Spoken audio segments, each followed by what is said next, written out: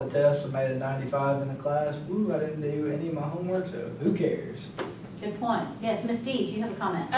Well, and at the end of the day, you know, if Curtis chooses not to learn appropriately, that's on Curtis. Curtis will fail, you know, maybe not this semester, but he'll probably fail next semester because he did. 24 on my ACT. Get out of here. But I had a quote in my article that was pretty, I think, spot on to what Taylor was trying to say.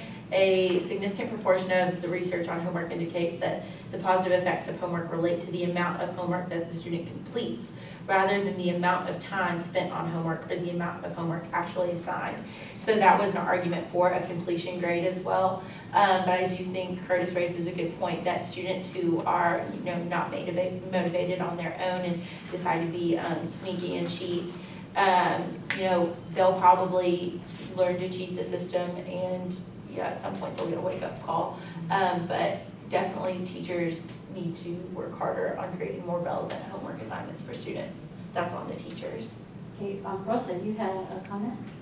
Yeah. Catherine, I mean, for No, you're fine. For parent one, you also said that expanding class time. I know that a couple districts around our county have moved to block scheduling. Instead of having 6 classes a day, students, or 7 classes a day, students go to 4 classes a day. Or instead of a 45-minute class, you have the minimum of a 75-minute class, which gives teachers the opportunity not only to teach a lesson, but actually give an assessment within the classroom. How would you feel about that, and then lowering homework? Because as you said, as your son is an example, they're gonna get around it, whether it be a completion grade, whether it be, you know, helping it from a smart student in class or anything like that. Because I know my kids aren't doing it, and it makes them really unlike learning. Right. So I don't want my kids to turn away from the idea of learning just because expanded homework time. Yeah, I think the only issue with that, with block, because I do completely agree, it expands class time, and so then you can do the assessment within the class period. The problem is though, is then you're only meeting with that block, you're not meeting every single day of the week. So you're still meeting the same amount of time in a week, so you're not necessarily getting to go over more content, but you do have, I guess, more time to do the assessment portion, which is good, but you haven't lengthened your time to go over content in any way, because if you do block schedule, you're probably only gonna meet realistically on 3 days a week. So that's pretty much the same as meeting for 50 minutes every single day. So while you do have more time within a class period to do an assessment, you don't have more time to go over more material. Not if you look at it as a week's perspective anyways. So while you may be, instead of having more time to do the assessment, you might have to having to use that time to cram in more material to meet these standards that y'all are talking about, because they're doing standards-based learning now, is from what I'm hearing. And to complete all those standards, they might not have time, even if they do have an extra 45 minutes in a class period. Curtis, you had a comment? Yeah, I was going to get on the block scheduling, as my mom mentioned over here. But, I mean, could we propose something where we did block scheduling, but we took like 4 classes for half a year and then like 4 another half, so we did meet every day and we could have the assessments? Like a 4x4 block? Yeah, 4 classes, because you would take, what, 8 classes a So year? it'd be like college, so you'd Yeah. be on a do- semester schedule. So, I mean, that way you could do your assessment, but you could still meet with your kids every day and see how they are. One issue with a 4x4 block is it requires more staffing. That's what's one reason why schools don't go to it, but that's a good point. I heard Mr. Freeling mention that some research that he looked at in terms of the amount of homework given per night. That's probably important to note, since you all are taking notes on all this information, that at the high school level, it should be 2 hours or less. And that's not for each teacher. That's like period. Generally speaking, and that's assuming that it's meaningful homework. I believe that's what you mentioned, Mr. Freeling. And then at the middle school level, like 90 minutes or less. And then at the elementary level, probably about third, fourth grade, starting, not kindergarten for second, an hour or less of meaningful homework. So I'm wondering if those of you in the field of education, if you came across anything as it relates to the value of homework that has been provided feedback, as opposed to homework that does not have feedback.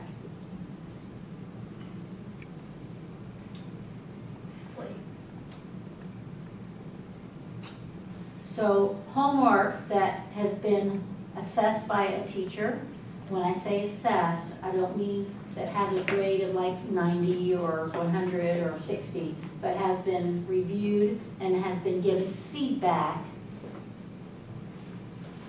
What does that do for achievement? So like, it's like proof that that homework is like Being looked over. meaningful and like, It's proof that the teacher is giving feedback to the students about what they're doing well, what they need to work on. so like, instead of like grading homework, just using it as like a feedback tool? Yes, Oh, okay. I like that idea.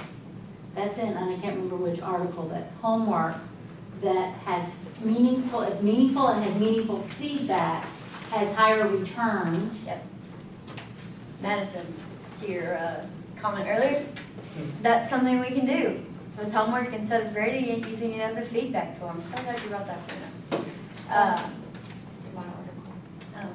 And it's in Carlton's parent one, sorry. So we have some different viewpoints, and because of time, I'm gonna have to bring it to a close, but I would like to open it up again to the media if you all have questions. Bailey, do you have a question? Yeah, so do you think you could use homework as like specifically a way to let the students self-assess and then, you know, give feedback like we were just talking, and so they don't ever mistake something? Yeah, almost like a checkpoint. Yeah, I feel like that's the whole point of learning in general. I mean, a lot of the time, I mean, we depend a lot on our teacher just kind of guide us through our learning process, and we do need their feedback to help us, well, help students better know what to learn and how to learn. Yeah, I lost my train of thought there.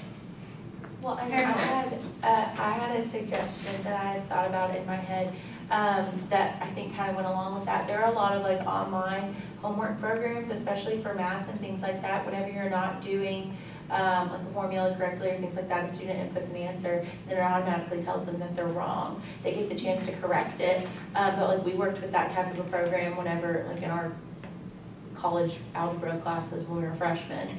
I hated it too because it was way too long. So obviously it would be a much different format, but like I knew exactly when I was doing it wrong while I was doing it, and it told me how to correct it. And I think that there are a lot of online homework program formats that like we haven't looked into yet that could definitely apply to each subject probably. I feel like a lot of times a completion grade turns into just check mark if you did it, check mark. Definitely. And it's not doing it. And then you didn't know if the kid did it wrong. Yeah. I And feel the kid like didn't know either. Yeah. homework should be feedback from the teacher. And then you can use it as like a sub, and you can go back over it and be like, okay, this is what I need to do, this is what I need to do. And then in a way, that's kind of like a self-assessment, because you know what you need to do to better your learning process. And it becomes a formative assessment, and we learned in planning and assessment that formative assessment should not necessarily be attached to grades, because it's assessing for learning, right? Right. You guys give each other a hand, good job. All right, you're gonna make your way back to your tables. I'll see you on ESPN over there. I thought you got suspended like your meal. Yeah. I didn't get suspended. All right. So Marley and Carlton, their character was Mr. Deese, the parent, who is in favor of meaningful homework. So I'm going to ask Marley. Marley, I want you to tell me about the Frailings over here, the parent two, what their viewpoint was. Looking at your notes, could you tell us what that viewpoint was? The parent didn't really like homework because it was a lot of stress put on their child. And he said if there needed to be homework given, it needed to be limited to, it said 2 hours or less of homework for high school, 9 to middle, 1 hour for elementary. So the rest of you are looking at your notes as it relates to what the Freeling said, that viewpoint, and making sure that you're on the same page. So the Freelings, do you all, did we miss anything that we need to add to what Marley is saying in terms of that viewpoint? Let's see. one thing that was mentioned, that was in one of the articles that you did not mention, is that there are countries that are performing better than we are that assign less homework. That's supposed to be my second point, but we ran out of time. Yeah. I wrote it down. Okay, good. Now, what that doesn't tell us in the article that you read, that those schools, how long their school day is, how many months out of the year they go. It doesn't, that article, much of the research on homework also doesn't address how meaningful that homework was. You know, what were those assignments? It's just in general. So those are things to note. Anything else? Okay, all right, so Group B, this was Ms. Donnelly. And so Madison, I would like for you to tell me, what was the viewpoint of the principal of this school? The homework was causing stress levels that were way too high for people or students that age, and the homework was not meaningful and was not manageable, and that the students, all students don't do well with homework. Some students need someone by them constantly to supervise them, and so giving them homework and giving them a grade for that homework is not a valuable way to assess them. Okay, it's too much stress, not all students know how to do homework, or maybe they're not even doing it themselves, maybe they're copying it or what have you, and it's just gotten out of hand, basically. Taylor and Bailey, anything that we missed that we want to add to that? I just jotted something down about how the parent of one, not two, I can't remember, Carlton, had the homework. The problems with homework don't necessarily lie within the student's ability. Like, we're focusing a lot on how the students get stressed out when maybe the problem is the assignments. So that the actual assignments can be causing too much stress. And there's a whole movement towards standards-based grading. You're teaching standards. The difference is standards-based grading is where we're not giving a student an A, a B, a C, or a 90, or an 85, or a 70. What they're doing, they're determining, have they mastered these objectives, these standards that have been broken down into objectives. Now, the level of mastery will equate to an A, B, C, or D, but it's not about, okay, well, you're getting points taken off because you turned it in late, or that you just completed it. If you give a completion grade, you're not measuring mastery. You're just measuring, did you jump through the hoop, right? And so that's what standards-based grading is about. One of my doc students, she's now a doctor, Dr. Miller is the principal at Mill Creek Middle School. And she opened that school back a year ago this fall. And her research was on standards-based grading, and that's what that school is, all standards-based grading. It's a really, really cool school. If you ever get a chance to go work at Mill Creek Middle School, you have a great administrator. It's amazing. But the idea is that you're not just assigning meaningless things to do to jump through hoops. It's to address these standards, these things you need to know and be able to do, and there's relevance. One thing I did not hear at all was the importance of the relevance of the learning to the student. So good. Okay, so these guys were the principal. I want you to tell me about Curtis here. What was Curtis's viewpoint? And I'm going to ask Bailey to tell us. When he was stressed out in his job, he's on the football and softball team, and he thinks it's important to be able to have that social time to develop, learn from his peers, and if you're just sitting at home and doing homework every single night, you can't develop in that way, I guess. Okay, so he's got a life, there's too much, he's got so much going on, there's just too much homework. Now, as I recall, Curtis wasn't necessarily against homework, but he wants it to be practicing what he's already learned so he knows he's doing it right. Not giving him something totally new that he has no idea, and he's got to self-teach, and he might be doing it wrong, and he's wasting his time. He doesn't want his time wasted because he's got other things to do. Yeah. Is that about right? Anything else you want to add to that? And he's college, he's college material. He's planning on going. He wants to do well, but he wants it to be meaningful. Pretty much this. Yeah, pretty much, just like no homework before tests. No homework before tests. That was a big one. Yeah. Just give us time to study so that we can actually Okay, Especially if you're just given check marks for doing homework. yeah, why bother? Yeah. Okay, so, Brent, I want you to tell us about, but we already did this, the teacher. Tell us about the teacher's viewpoint. She thought there should be homework, and it sounded like she was almost compromising. She was like, well, there should at least be some sort of completion grade every night. Let's see. Somebody else help Grant. Just let's like extend what they've learned in class, with the use of homework. Talk about maybe just like doing like a grade completion of homework possibly. She was worried that students would make mistakes and not have professional, like her help to correct the homework that they were doing. They would just be doing the homework wrong and then enter the class the next day, have the homework done, but not done correctly. Okay, so, Madison and Becca, I want you to chime in. What parts did we miss?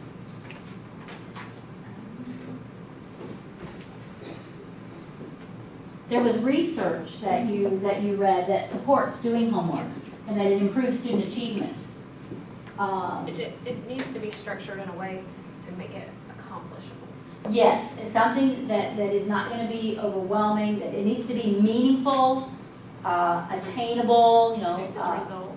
say again? Produces results. Produces results, the kind of homework, when you came in, I asked you, have you ever been given a homework assignment that you were like, yes, and sometimes yes, sometimes no, right? So wouldn't you like to be the teacher that assigns homework, at least every now and then, the students go, oh, that sounds cool, that's gonna help, yeah, that's gonna be interesting, right?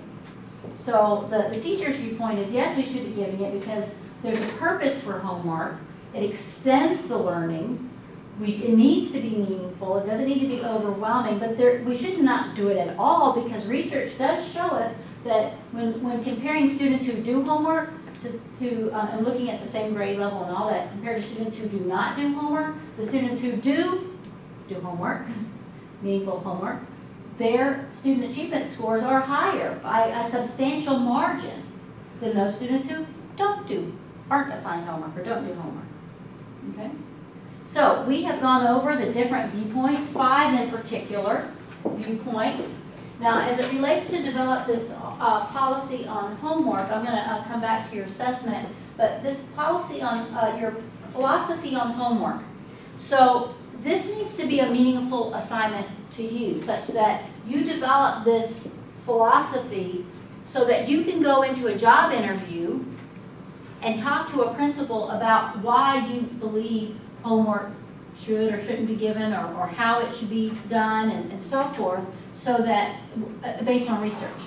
Now, I am differentiating this assessment. I'm going to let you choose how you demonstrate your philosophy. If you choose to do a written document and you want to just write out what your philosophy is, I'm going to create a discussion board where you could put it there. And let's say that it's pretty succinct.